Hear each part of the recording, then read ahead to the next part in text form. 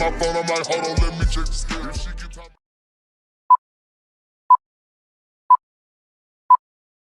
What's good, YouTube? What's good, TOASTyB? It's your boy TOASTyB, and we back for another reaction video. Yes, sir. You already see by the title, 1,000 Ways to Die, Season 1, Episode 1. Let's get it. The stories you are about to see are true. Make sure y'all hit that like button, hit that like button, hit that like button. Names have been changed to protect the identities of the deceased. Warning, the deaths portrayed in this show are real and extremely graphic. Okay. The human body is remarkably resilient.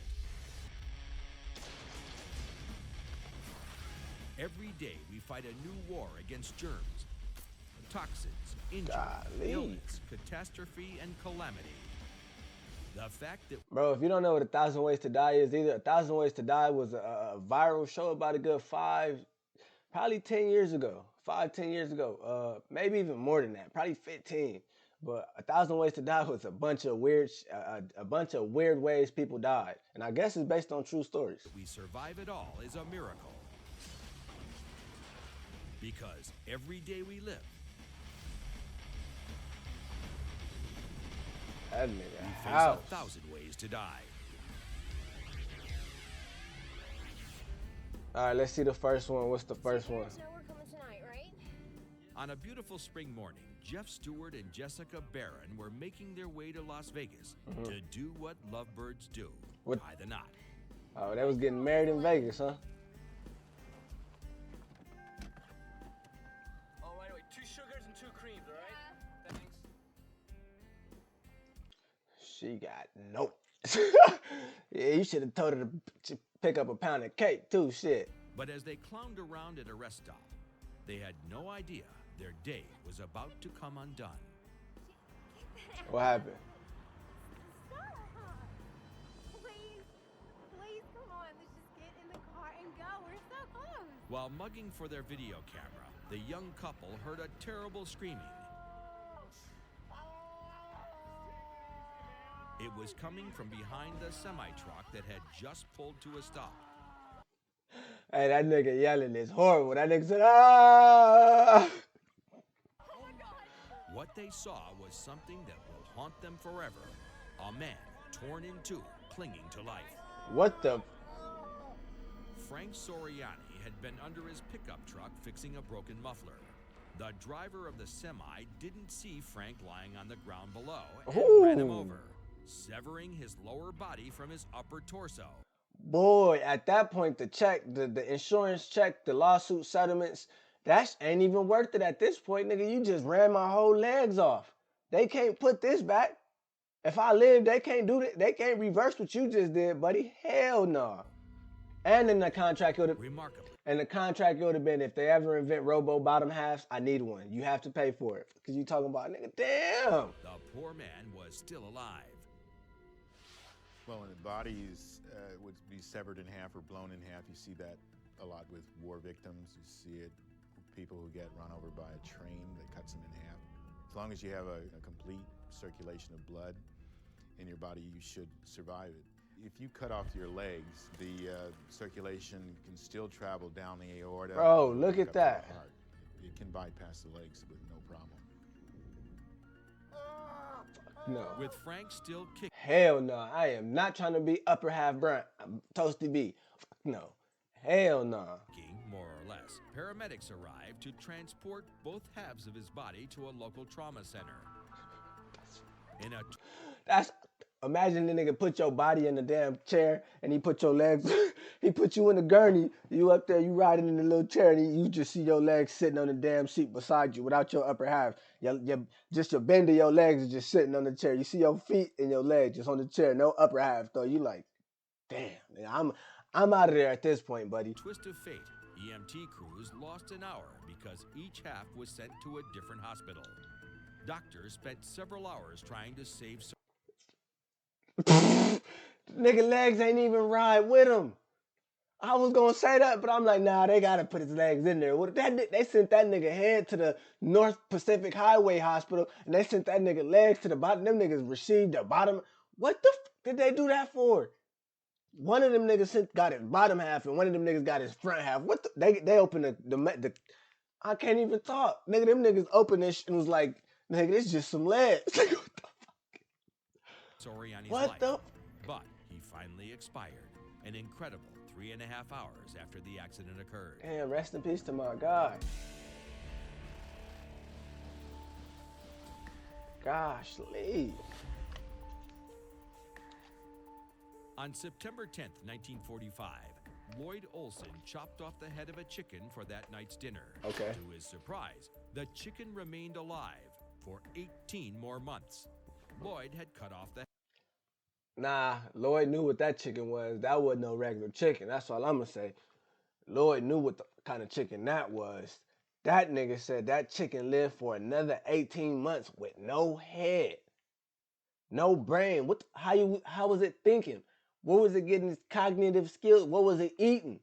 This can't be real, bro. This shit was said based on true events, but I don't know, man. 1945, Lloyd Olson chopped off the head of a chicken for that night's dinner. To his surprise, the chicken remained alive for 18 more months.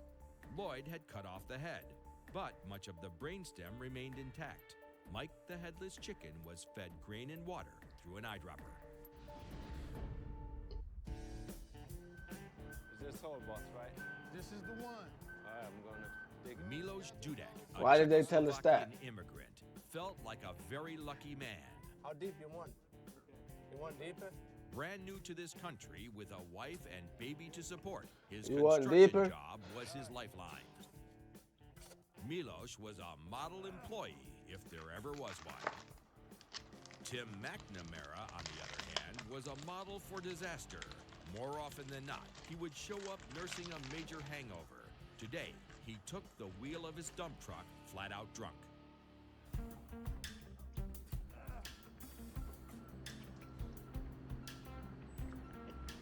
Sometimes bad things happen to good people. As Tim And this is why you don't drink or drive on the job. This dumbass dude just reversed the damn dump truck on my Russian partner. backed up his truck filled with 3 tons of sand, Milos had no idea the crushing blow fate was about to deal him. Within If he seconds, did that- Milos disappeared under 3 tons If he looked up like that, that nigga should have jumped out the way. I would have, nigga, I'm not finna.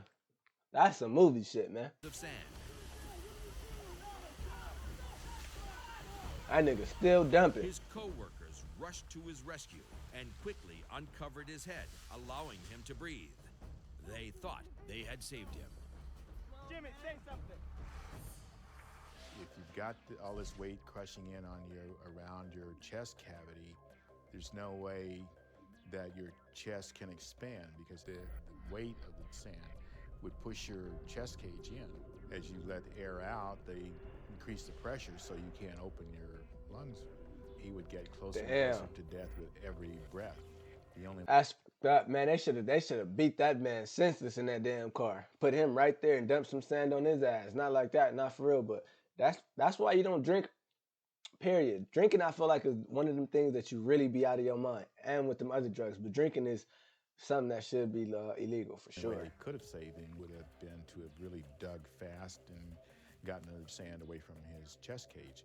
Unable to take a breath, Milos was dying of something called crush asphyxia, a medical term to describe the constriction of the lungs by compressing the torso.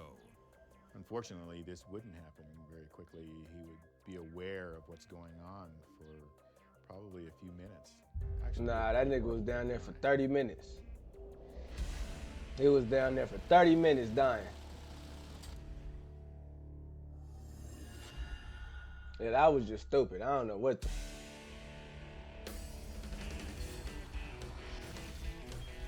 What do you get when you mix a couple of good old boys, too many beers, and a small arsenal of firearms? A redneck Your party. basic hillbilly holiday. Yes, sir. But these guys got more than they bargained for.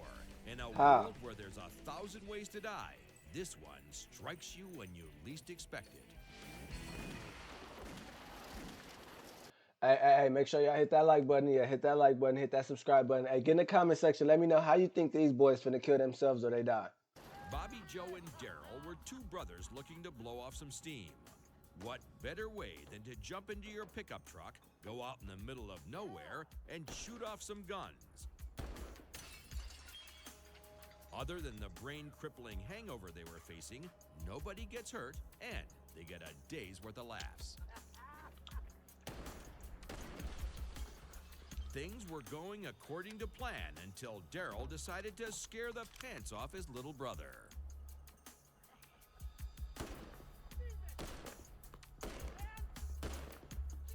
Why would Bobby Joe how is that even funny? See, this is what I be saying. They be doing some dumb shit.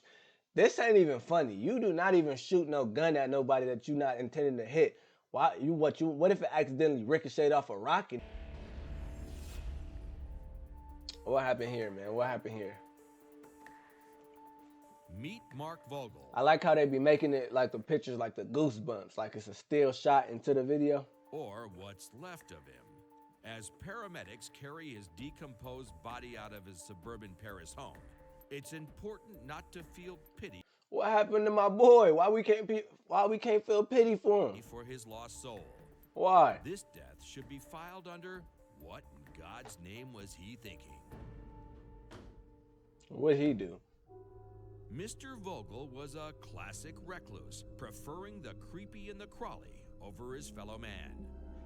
Mark made a meager living dealing snakes, lizards, and insects on the shady black market for exotic pets. These creatures were his That's a carpet python. That lizard he had before was a red tegu.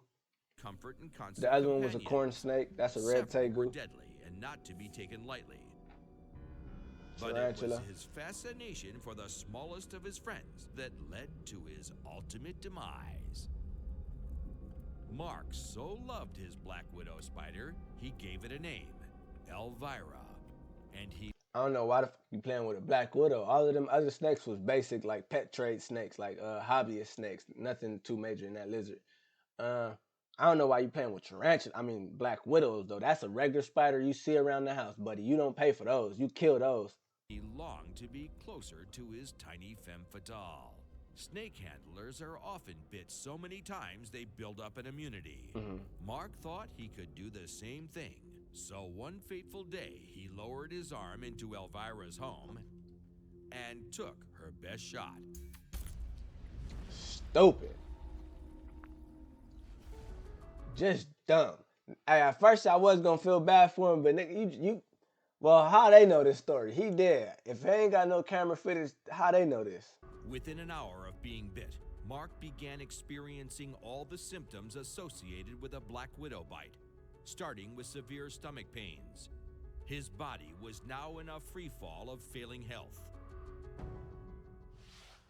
You're going to feel a lot of pain initially because it's a very painful bite, and then the pain will start to sort of track up the arm and get towards more of the core of your body, and the pain itself will start to spread throughout the rest of your body as well, and will concentrate on a lot of the large muscle groups that you have.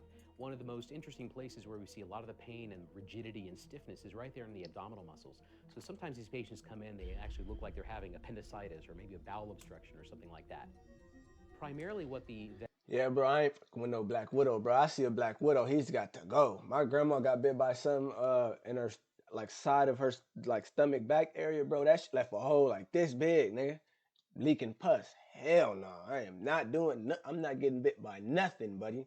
venom contains is a neurotoxin. So you can get a number of different symptoms that can include pain and numbness and tingling and also nausea. Got me looking vomiting, around for spiders diarrhea. now. All of these things can happen at the same time. A lot of sweating as well, in addition to racing heart and very high spikes in their blood pressures. So these are the reasons that a patient may actually have a bad outcome, such as death, when they actually bleed into their brain or they actually have a heart attack because of all these other symptoms that appear. We always advise that no matter what happens to you when you're bit by a black widow, just get to the hospital as soon as possible. Mark foolishly chose That nigga was sitting there walking around his house like a zombie, like, oh, I can take it. I can take it. Spider-Man did it, I can do it. I got it. That nigga tried to go to the refrigerator, open his refrigerator, and get some water or something to drink to wet his palate. That nigga said, all you heard was the refrigerator open, and you heard the glass jingle. That nigga head smacked straight on the top. Boom, it was over for him. That's what they came and found my guy. To ride out his condition. Over for him. His reward? A fatal heart attack. In his delirium, he released his gruesome menagerie of pets. It would be 2 weeks before his rotting stench brought the French police to his door. Man, why you gonna have them animals in there with a dead body like that, dude? They need to pick him up and take him to jail for that shit, man. In a stroke of irony, Mark ensured the survival of his pets while engineering his own death. The snakes, bugs, and lizards were kept alive by feeding on their master's lifeless flesh. That's crazy. As soon as he subjected himself to the Black Widow's deadly toxin, like the hourglass imprinted on its underbelly, Mark's time began running out. With death the only outcome. Nigga, lizard started picking on his face and neck. That's that. 5,000 Americans are treated annually for spider bites. On average, 2 people die each year from the bite of a black widow. The world's most dangerous creature, the mosquito, responsible for 2 million deaths per year worldwide. I believe it, bro. And you seen Bill Gates just came out with some more mosquitoes that had number plates on them and all type of shit, man. I don't know what you putting in my body. I see a mosquito, he got to die. That's one thing that, and spiders, that I feel uncomfortable with if it's in the room. Like if I see a mosquito, I'm killing them anywhere, gnat style. I'm going for him, bro. I cannot sit there and let no mosquito just fly around my room. A fly, I let a fly go. I let him do his buzzing. I try to shoo him off. A mosquito, I gotta stop everything and get the mosquito. I can't lie to you. Wide. They be sucking cow blood, rat blood, whatever the they could get on blood. You not finna come suck my blood, buddy. This standards. Hector Madeira is here to repair an industrial-sized clothes dryer at one of the largest hospitals in the Los Angeles area. I'm gonna get in there. Can you hit the power? Don't do it, buddy. Procedure, Hector has his partner kill the breaker before climbing inside the giant dryer. What he didn't realize was his partner cut off the power to the wrong machine. The unit he was now inside of was still hot. Nah, he did that on purpose. Hell no.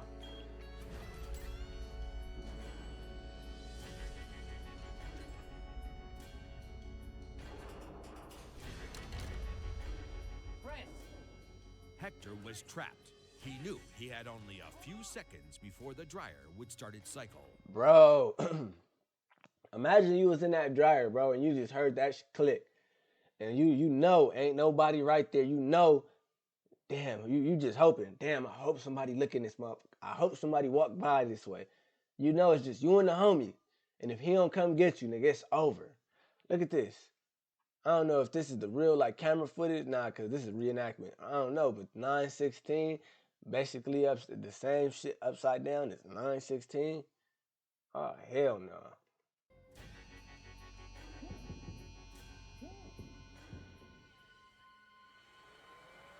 Over for my boy. Turned him in a stew. Spinning wildly and hitting temperatures well over 200 degrees. Turned him in a Hector stew. was being shaked and baked to death. 200-degree environment, you would only survive a matter of just a few minutes. I'm sure he couldn't get leverage to kick his way out of the dryer, so he's tumbling around in there. His core temperature is going up above 105 and staying there. Therefore, he would start to destroy his muscles, destroy your kidneys, you destroy other organs. That's fucked up. Whoa, whoa, whoa, Hector! Hector! Bro, look at this slimy nigga running. You see how he ran? Whoa, whoa, whoa, whoa. Whoa, whoa, whoa, Hector! Hector! Hey, if a nigga like this is ready to come save my life, buddy, just count me out. Just count. Them strides was not it. We could tell he wasn't a runner in high school. Whoa, whoa, whoa, Hector! Hector! That's that Michael Myers run, His nigga. What the? partner finally returned, but it was too late. Way too late.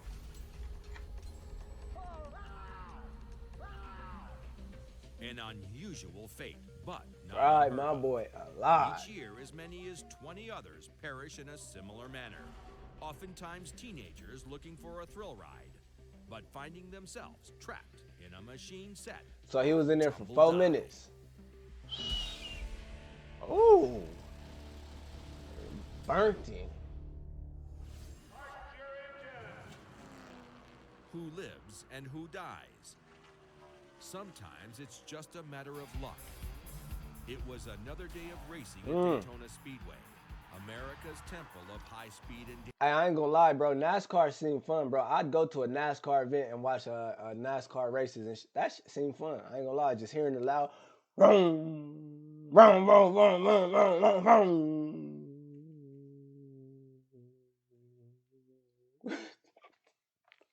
I don't know, bro. That shit just seemed fun. the drivers were giving the crowd what they came to see. Paramedic Mike Staley was working the race that fateful day. No. When it came to helping others, Mike was in a class by They himself. killed my boy. A 20-year veteran of the Port Orange Fire Department, Mike was part of an elite, Yeah, you could tell he was doing some shit right there. That nigga redder than a tomato, boy. Look at him. You could tell he was there. He was in that fire for sure. Rest in peace to my guy. 20-year veteran of the Port Damn. Orange Fire Department, Mike was part of an elite crew chosen to work at the Daytona racetrack. Nah, them niggas just had. He was here to save other people's lives, but was about to be fighting for his own.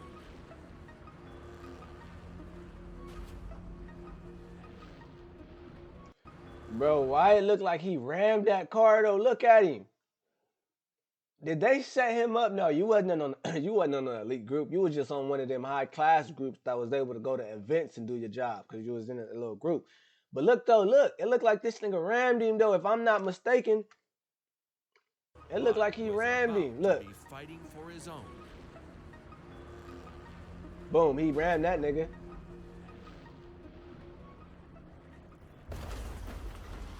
Woo! What the? That's the real actual footage, bro. I thought this was a reenactment. That's the nigga. Buddy, that's his whole body getting smacked like a little dog.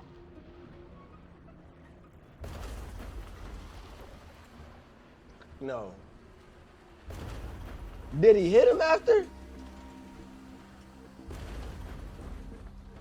1,000 Ways to Die. Y'all get one motherfucking real life video clip and y'all replay this motherfucker 70 times, huh? That's fucked up. Well, we gonna rewind it too. But that's fucked up, man. What the?